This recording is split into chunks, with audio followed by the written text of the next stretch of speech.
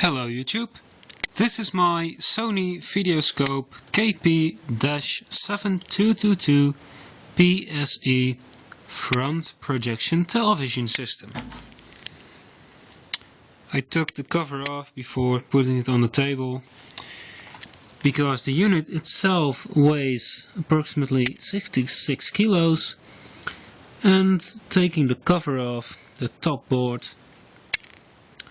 gets me rid of about 13 unnecessary kilos to lift. Well, that was an easy gain.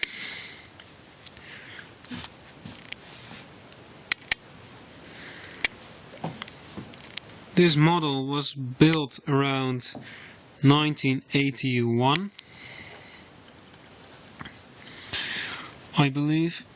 This model is actually the KP-7222, while the only manual I could get my hands on is for a 7220. There are some minor differences.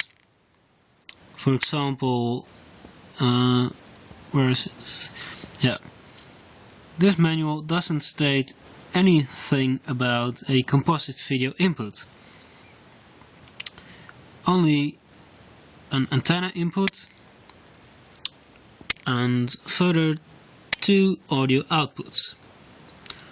While when we look in the front of this unit,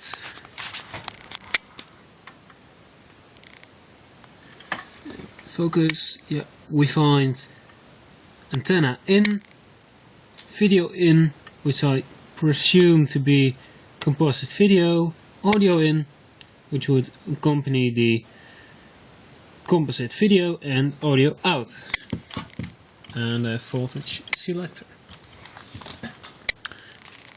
This is a nice view of the picture, no, not the picture tubes, the lenses for red, green and blue. On the side there are 2 loudspeakers. I don't know whether it's mono or stereo. The headphones at least are stereo, but I don't know about the television reception.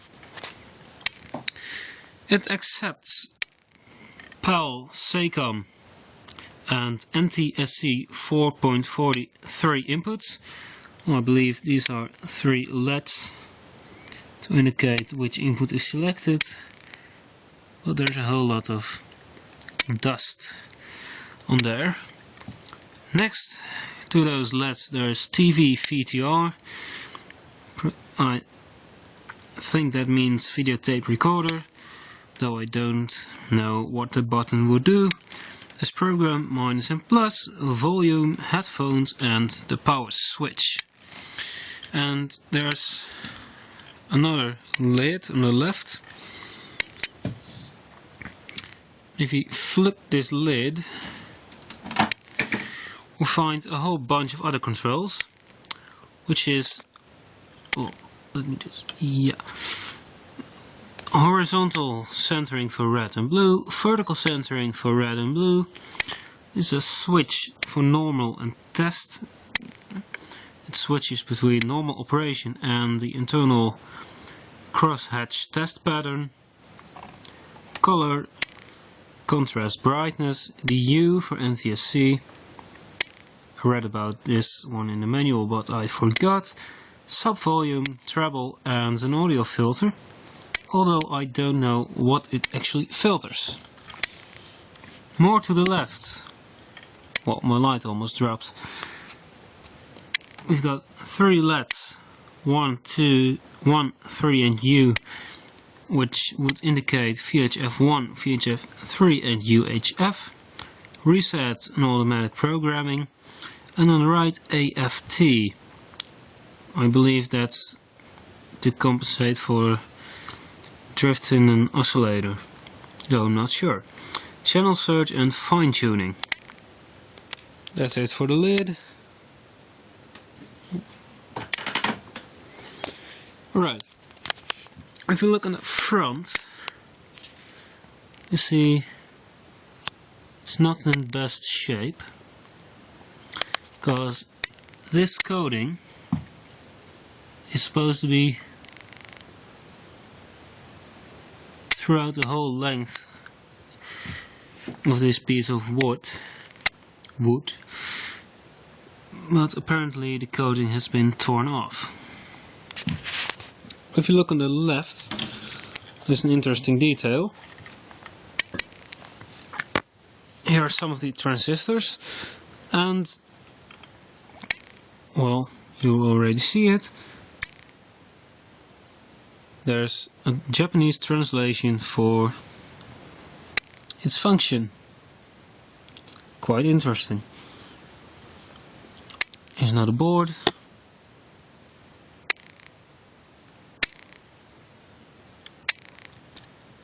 I love those old circuit boards. All the way to the left, there's a small opening. If you look through that opening, you see SD116YB, which is the blue picture tube. Here's another of those transistors with Japanese translation.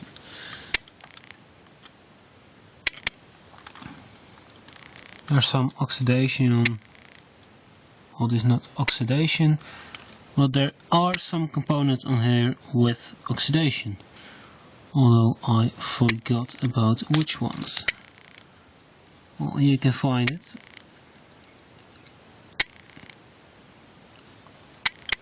This unit was probably stored in a wet or damp place because of some oxidation on circuit boards and rust over here. Also on the other side there's some more rust, and if we take a look over here, there's also fungus. So yeah, it has probably been stored in a damp or wet place at a previous owner. I obtained this unit for free because someone was about to just dump the unit in the trash, and I couldn't let that happen. Yeah. I got it with the original curved screen, which I unfortunately trashed. Yeah. I didn't have much knowledge about these units 5 years ago, and I thought, well, it's just a curved screen. What kind of special thing could it be? I probably don't need it. It would only take up space. And yeah, if I only knew.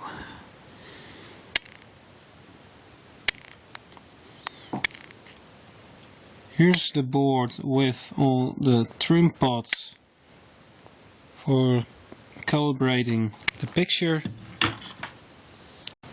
If we take a look on this circuit board, we find center, size, linearity, skew, keystone, sub keystone. Oh, it says sub dot, so it's some kind of abbreviation. Although I don't know what sub would be. Bow, pin, I don't know what it is either. Sub bow, and all those are for blue horizontal, R horizontal, B vertical, and red vertical. And there's only one color left, which is green. Well, green has only a few. There's green horizontal and green vertical. And the only controls we have is green skew, green size, and green center. No bow. So it would be quite an interesting task to get it to work on a flat screen instead of a curved screen without too much of a bow in the image. And there's another trim pot here, vertical keystone adjustment, Well, maybe it has to do with green, maybe it has to do with the whole unit.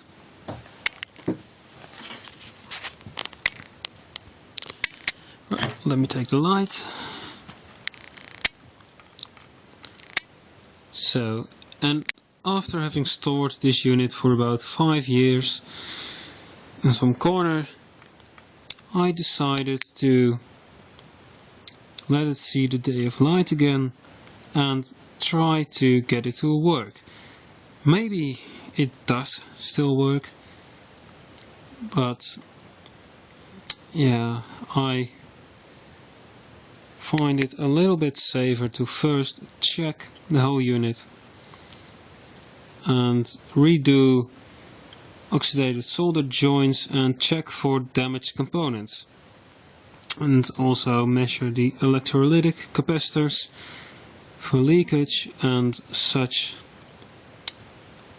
age-related problems.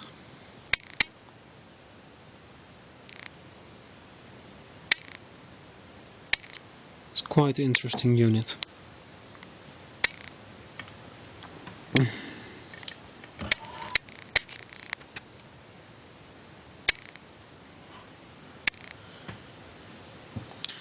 Right, YouTube, so this was part 1 about my Sony Videoscope KP-7222PSE front projection television. Whoever came up with that name.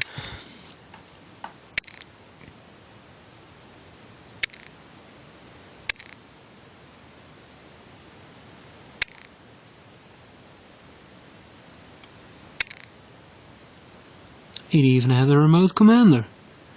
Whoa!